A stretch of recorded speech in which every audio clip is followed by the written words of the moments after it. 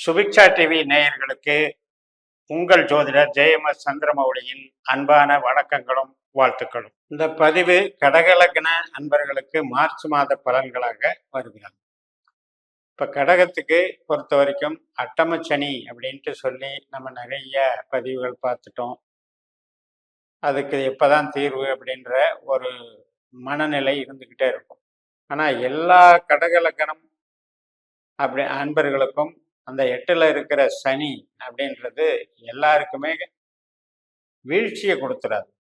அவரவர்களுடைய ஜாதகப்படி சனி திசா புத்தி அந்தரங்கள் கெடுபலனை தரக்கூடிய சனி பகவானாக இருந்தால் மட்டும்தான் அந்த காலகட்டத்தில் லைட்டாக அந்த ஒரு 3-4 மாதத்துக்கு அந்த இம்பேக்ட் இருக்கும். ஒழிய 2.5 வருஷமும் நம்மளை போட்டு தாக்கிட்டே இருப்பாருன்னு நினைக்கிறதெல்லாம் தேவையே இல்லை. அடிப்படையில் பார்த்தீங்கன்னா கடகத்தை பொறுத்த வரைக்கும் பணவரவு, தொழில் பலம், உத்தியோகம் இதுக்கெல்லாம் அதிகாரி யாரு அப்படின்னு பார்த்தீங்கன்னா சுக்கிரன், சூரியன், கேது. அதில் கேதுவும் சுக்கிரனும் முக்கிய பங்கு வகிக்கிறார்கள். இப்போ நமக்கு கேது எங்கே இருக்காரு? 3ஆம் இடத்துல இருக்காரு. அது ஒரு நல்ல ஸ்தானம் தான், வெற்றி ஸ்தானம் மாதிரி. அதே மாதிரி சுக்கிரன் நல்ல நிலைமையில இருக்காரு. சுக்கிரனை பொறுத்த வரைக்கும் ஆடை ஆபரண சேர்க்கைகள், ஹைஃபையான வேலை வாய்ப்புகள், நல்ல வருமானம் உள்ள தொழில் முனைப்பாக செயல்படுறது, சொந்த தொழில் செய்கிறது, இது எல்லாத்துக்குமே உங்களுக்கு கொடுப்பினை இருக்கு.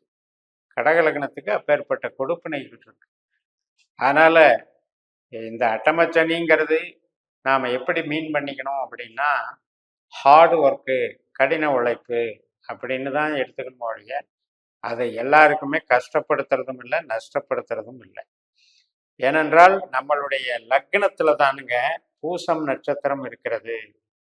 அப்பேற்பட்ட பூசம் நட்சத்திரத்துக்கு அதிபதியான சனி பகவான் 8ஆம் இடத்துல போய் இருக்கும் பொழுது அந்த 8ஆம் இடத்துக்கு உண்டான ஒரு நட்சத்திர புள்ளி இருக்கும் இல்லையா, அந்த புள்ளியில வரும்போது தன்னுடைய சுயபலத்தை இழக்கிறார்னு எடுத்துக்கலாம். அப்படின்னா என்ன ஆகும்னா ஹார்ட் ஒர்க் பண்ண வேண்டி வரும். ஒரு வேலைக்கு 4 வேலை செய்கிறேன் அல்லது அதிகமாக உழைக்கிறேன், பலன் கம்மியாக இருக்கு அப்படிங்கிற மாதிரி அந்த சனி வேலை செய்யும். பட் ஒரே கிரகம் மட்டுமே நமக்கு ஜாதக பலனாக நடக்கிறது இல்லை. அப்போ இப்போ என்னென்ன மாற்றங்கள் வருது பாருங்க. மார்ச் 15க்கு மேலே சூரியன் நமக்கு என்ன பண்ணுறாரு? நல்லபடியாக பங்குனி மாதம் அப்படிங்கிறதுல அங்கே மீனராசிக்கு போகிறார். அப்போ அந்த 8ஆம் இடத்துல இருந்து கிராஸ் பண்ணி ஒவ்வொரு கிரகமாக போக போக போக நமக்கு அது பிரச்சனைகளிலிருந்து தீர்வு கிடைச்சிருது. நமக்கு ஒரு நல்ல வளர்ச்சி கிடைச்சிருது. அதனால ராகுவும் அங்கே இருக்காரு. இந்த ராகு புதனுடைய நட்சத்திரத்தில் இப்போ போய்கிட்டு இருக்கிறார். இப்போ இந்த புதன் என்பவர் யார் அப்படின்னு பார்த்தீங்கன்னா 3ஆம் இடத்துக்கும் 12ஆம் இடத்துக்கும் அதிபதி. இப்போ என்ன பண்ணுவார்? இடமாற்றங்கள் பண்ணுறதுக்கும் டிரான்ஸ்ஃபர் பண்ணுறதுக்கும் ஃபீல்டு மாறுறதுக்கும் கொஞ்சம் வழிகளை பண்ணுவார். ஆனால் இந்த சனியினுடைய தன்மையை வச்சுக்கிட்டே நாம் பயந்துட்டு இருக்க வேண்டிய அவசியம் இல்லை. கண்டிப்பாக பலன் கிடைக்கும். சில பேருக்கு பார்த்தீங்கன்னா எதிர்பாராத ஒரு சான்ஸ் கிடைக்கும், வேலை வாய்ப்புகள் எதிர்பாராமல் நமக்கு கிடைச்சிடும்.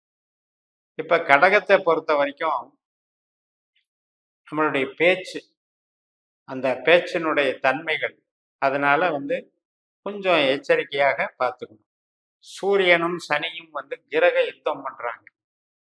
அப்ப இந்த கிரக யுத்தம் அப்படின்னு பார்க்கும்போது அட்டமாதிபதி அப்படிங்கிறதும் 8ஆம் இடம் அப்படின்னா என்னன்னா கஷ்ட நஷ்டத்தை கொடுக்குறவர்னு அர்த்தம்.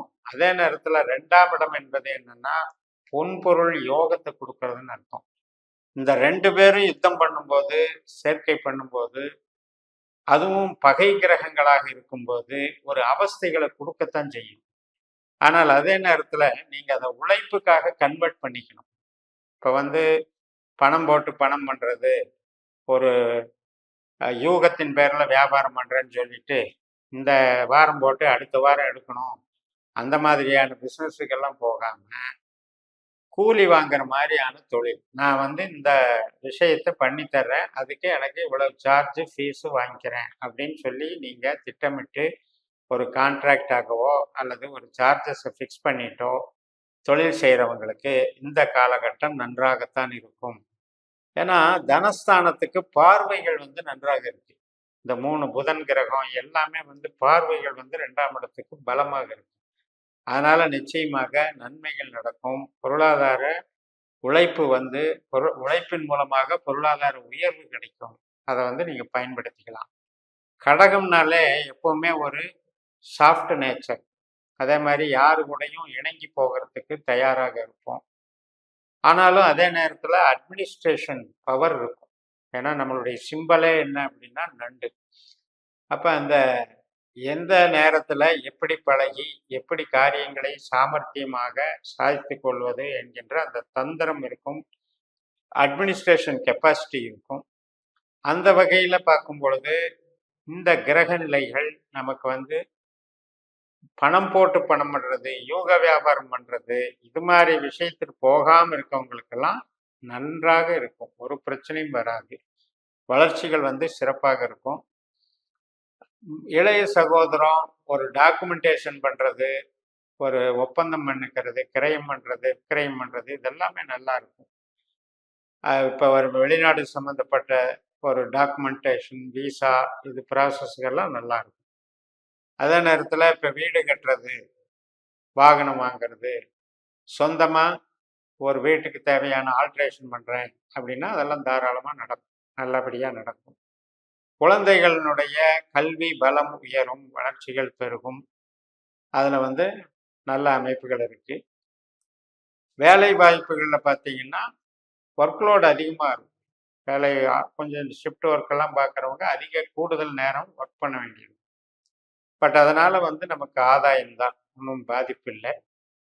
இந்த நம்ம சொல்கிறபடி கணவன் மனைவி உறவுல வந்து பேச்சுவார்த்தைகளில் வந்து கொஞ்சம் கவனமாக இருக்கணும். இந்த ரெண்டுமே வந்து சூரியன் சனி சேர்க்கைங்கிறது வந்து இந்த பகைத்தன்மையை எப்படி காட்டுவோம் அப்படின்னா, நம்ம பேசுகிற பேச்சுக்கு கோபத்தில் பேசுகிற மாதிரி அவங்க நினச்சிக்கிட்டு மறுபடியும் அது கோபத்தை தூண்டுற மாதிரி பதில் பேசுனாங்கன்னா அது வாக்குவாதம் வளர்ந்துக்கிட்டே இருக்கும். அதனால கொஞ்சம் சாஃப்ட் நேச்சரை கடைப்பிடிக்கிறது நல்லது. ஏன்னா சூரியன் என்பது ஒரு நெருப்பு கிரகம். அப்ப சனி வந்து நமக்கு பலகீனம் அடைஞ்ச இடத்துல உட்கார்ந்துருக்காரு. அப்ப அவரு கூட இந்த சூரியன் போய் ஒளி கிரகம் வந்து அந்த கோபத்தை வந்து வெளிப்படுத்துறார். அப்ப என்ன ஆகும்னா அதிகாரமா மிக்க பேச்சு, அதிகாரம் மட்டும் இல்லை, கொஞ்சம் வந்து நான் தான் அப்படின்ற அந்த ஈகோவில் பேசுகிற பேச்சு, இதெல்லாம் கொஞ்சம் சாஃப்ட் நேச்சராக அவாய்ட் பண்ணிக்கிட்டீங்க அப்படின்னா வாக்குவாதங்கள் வராது, பிரிவினைகள் வராது, சண்டையாக மாறாது. அந்த மாதிரி கொண்டு போய்க்கலாம். அடுத்தபடியாக பூர்வீகம் சார்ந்த விஷயங்களில் கவனம் செலுத்த வேண்டாம். அவ்வளவு சிறப்பாக இருக்காது. தந்தைக்கும் சில உபாதைகள் ஏற்படும். இதெல்லாம் வந்து மார்ச் 15க்கு மேலே கொஞ்சம் மாறும். இந்த முதல் 15 நாளில் அதெல்லாம் வந்து ஈடுபாடு வைக்க வேண்டாம். அதுபோல் வெளிநாடு போகிறது வர்றது எல்லாமே இந்த 15 நாளை அவாய்டு பண்ணிக்கிறது நல்லது. அதற்கான திட்டமிடுதல் வந்து நமக்கு தாமதமாகலாம் அப்படிங்கிறதையும் மனசில் வச்சுக்கோங்க. தொழில் பலம் நல்லா பெருகும். சொந்த தொழிலே பண்ணிட்டு இருக்கீங்க, அதுலேயும் இப்போ வந்து ப்ராசஸிங், ரீப்ராசஸிங், வேஸ்ட்டுன்னா இப்போ நம்ம வந்து ஒரு பழைய மெட்டீரியலை புது மெட்டீரியலாக மாற்றுறது, ப்ராசஸிங் பண்ணுறது, இதெல்லாம் வந்து நல்லா நடக்கும். அதே மாதிரி மூத்த சகோதர சகோதரி, நண்பர்கள் இவங்களுக்கெல்லாம் வந்து ஒரு பதவி உயர்வு கிடைக்கிறது, வளர்ச்சி, இதெல்லாம் நல்லா நம்ம கண்கூட பார்க்கலாம். மூலதனம் பண்ணுறதுக்கும் சிறப்பான காலகட்டமாக இருக்கிறது என்று கூறி நிறைவு செய்கிறேன். இந்த சேனலை சப்ஸ்கிரைப் பண்ணி ஷேர் பண்ணுங்கள். உங்கள் தனிப்பட்ட ஜாதக பலாபலன்களை என்னுடைய வாட்ஸ்அப் நம்பரில் தொடர்பு கொண்டு பலன் பெறுங்கள். உங்களிடமிருந்து விடைபெறுகிறேன். உங்கள் JMS. நன்றி, வணக்கம்.